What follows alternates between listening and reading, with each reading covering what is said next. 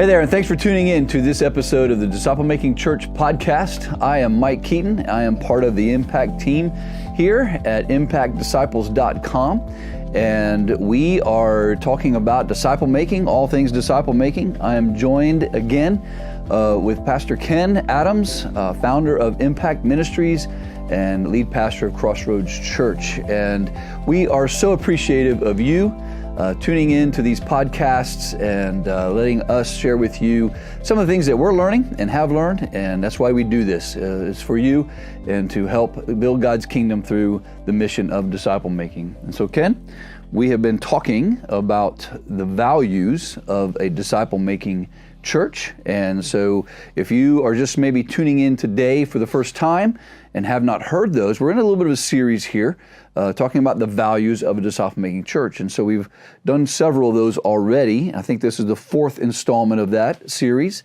And so we'd like to encourage you to go back and listen to those.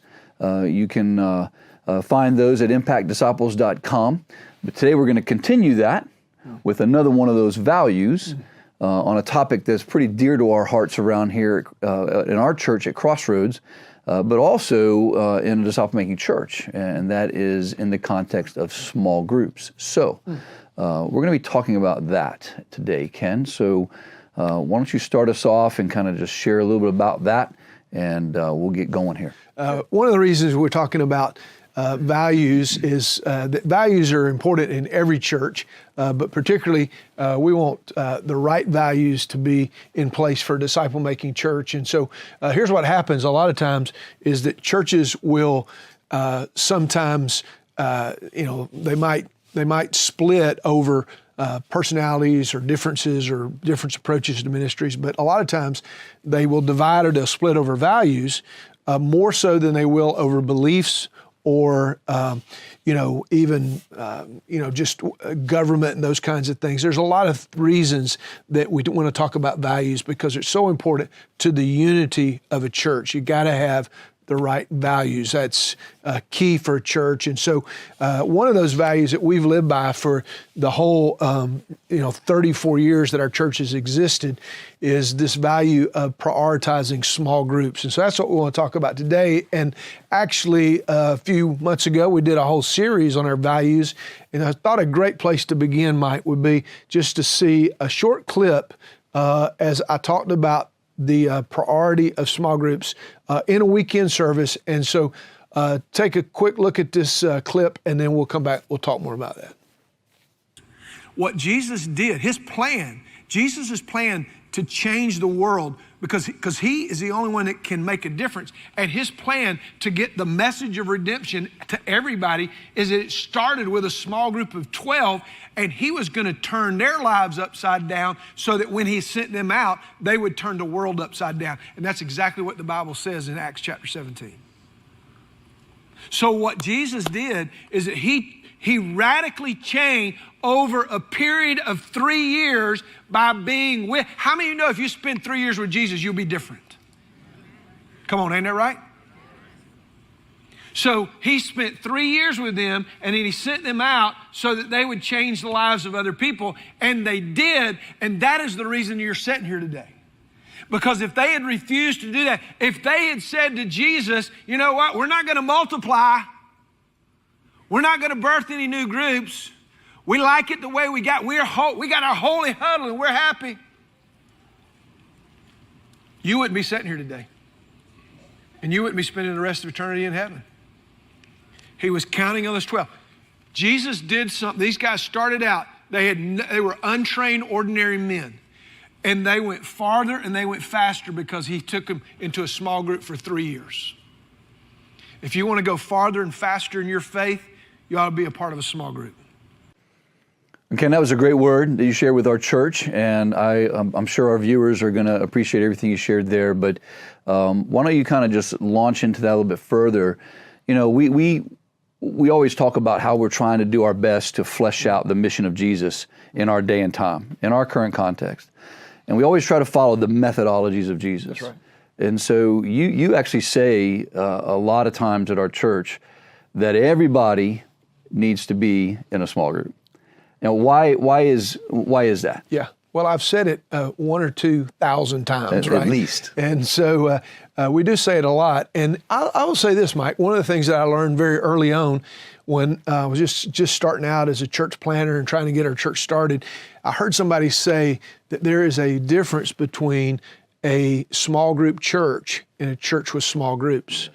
And that just made all the difference in the world for me, because I began to realize is that we could either be, this program mindset church, and we could have small groups kind of as an add-on that you could get in or not get in, or we could be a church that literally is built around small groups. And so if you look at Jesus, as you mentioned, that's exactly what Jesus did. Jesus really did all of the ministry in his time here on this earth, either in a large group or in a small group, or he was taking guys out in ministry experiences, right? Right. Kind of maybe like mission trips, you could say. Right.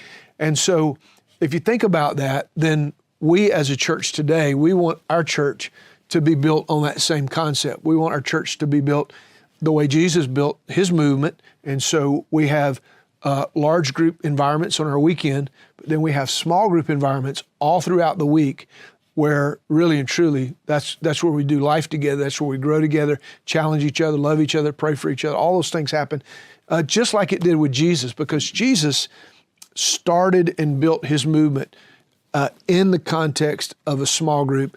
That's where he helped untrained, common, ordinary men become fully trained disciples that had his character and his conduct. So, yeah, exactly right. We just believe and feel like that this value of prioritizing small groups, it is really central to all that we do. It's not something that is just an add-on to just keep people busy. Actually, it's a part of the process that we're trying to help people go from our weekend crowd, the large group, into a small group. It's so important.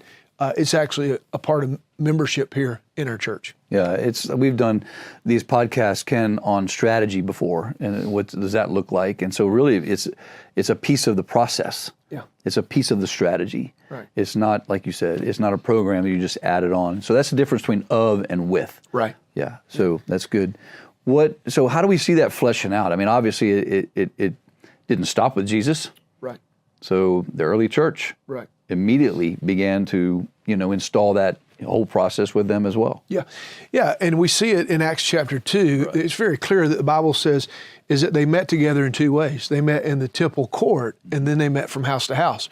And so what we know is that there's some things you can do in a large group that you can't do in a small group. There's some things you can do in a small group you can't do in a large group, right? Mm-hmm. And so obviously worship and preaching and those kinds of things are better suited for a large group environment.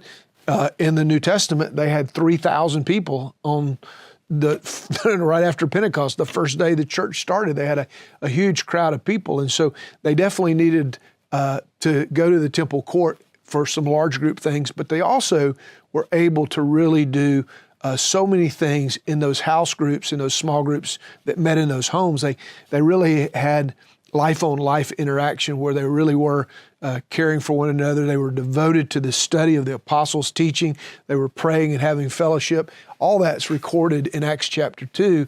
And that model has truly become the model for our church today. So what we do here at Crossroads, Mike, is, as you know, is that we try to help people move into a small group, but we have several different types of small groups. We actually have what we call recovery groups or support groups. And those are for people who maybe they're going through a tough time in life, maybe they're having some difficulties or broken or need some healing and that kind of thing. And so we've got a number of different support groups, everything from addiction support to divorce care, that kind of thing. A lot of different types of small groups that people can get in. And then we have what we call community groups. And community groups are really just these kind of like Bible discussion. We care for one another, love one another. We encourage one another. We fellowship together. But they're pretty much general Bible study type groups. Always God's Word central to every group we have. For sure. And so those can be couple groups. They can be singles groups. It doesn't matter. But those are more of kind of the beginning, step into a community group or to a small group. And then we have what we call impact groups. Impact groups are really where we are helping train people for ministry, and that's where our impact groups are really where disciple making happens, and that becomes a pipeline for leadership in our church. So we do have really those three groups, and then we have some outreach groups that we call discovery groups. But that sort of frames up how we do Acts chapter 2 in our current day concept. We are honestly trying to get larger and smaller at the same time. And that's why we say this value is small groups prioritized, because you have to have that priority on those options to help people get into that vein and flow of growth. And so what would you say to the viewer out there who maybe they don't have a structure of small groups? Yeah. Maybe they have Sunday school. Yeah. How would they go about maybe implementing, what's the difference maybe between that environment versus disciple-making small groups? Yeah. What's the difference? Yeah. So, great question, man. And so much to unpack on this particular idea. But I would offer just a couple of things. First of all, is that, small group can be a Sunday school class. It's not so much, the location or the day as it is what you're trying to accomplish inside that group. The only thing I would say about a Sunday school class is sometimes a Sunday school class is just more content driven, where it's just sort of teacher driven. And what we're trying to do in small groups is that we're trying to make it, there is content, but it's more discussion based, more sharing and accountability and prayer and those kinds of things. So you do have to have a shift in mindset, right, on what you're trying to do. Not so much being on a Sunday morning in a church campus, that kind of thing. It can be that. It can be a Sunday morning small group, but it is a mindset of what are we trying to accomplish there, and what do we want that environment to feel like and to look like. Right, which goes back to the process, right, and it being a church of groups versus a church with groups. So, and I would just jump in here, Mike, and say this, that that when Jesus just had one type of small group, right? And that small group would be, it started with what we would call more of a community group. So he was drawing these people into really just relationship, right, but he was strategically shifting from just relationship to ministry training. And he didn't create two different groups for that. That is kind of what we do. We have community groups, and then we invite people eventually to get in an impact group. He just did them together. Right. He just did them together. He just invited people into community, and then he eventually communicated to them the things that they needed to know to be able to go out and to accomplish the mission. And that's probably even a better way of doing it today, if we could just make it fit into people's schedules and lifestyles and all that kind of stuff. So that's a big challenge. Yeah. I would say too that if you are just trying to start, what we did 34 years ago is we just took, I just picked 3 couples that were spiritually qualified, that had the leadership qualifications. We started meeting together, and we made a small group. And after we met for a while, we actually, our group time was talking about what a small group ought to look like and what it ought to be like. And then from there, we launched our small groups, invited people in our crowd and in our congregation to go join a small group. We immediately went from just 4 couples to 4 different small groups that were all with, so we immediately, quadrupled the size of the number of people by opening those doors. And so yeah, I would say if you don't have small groups, the way to start is to just grab some qualified people. We actually have some curriculum to help people, a little small group essentials book that will help get started, start those groups, and then eventually birth those groups. And then at some point you want to develop a level of that, which is developing a core for ministry, and that would be your discipleship DNA, if that makes sense. That's good. And that's some of the stuff we do is we can also come alongside you and help you kind of contextualize it in your environments as well as some of the stuff we'll do. We'll talk about that here in a few minutes. But before we go there, Ken, and before we finish up today, just wanted to speak a little bit to, maybe an objection or two that people sometimes give to small group and being in a small group. We hear sometimes even in our environments of how people just, I don't have time for that or whatever. But I've heard you mention before that, and it's true that we all do have a value within us where we do value the small group idea, even in other areas and facets of life.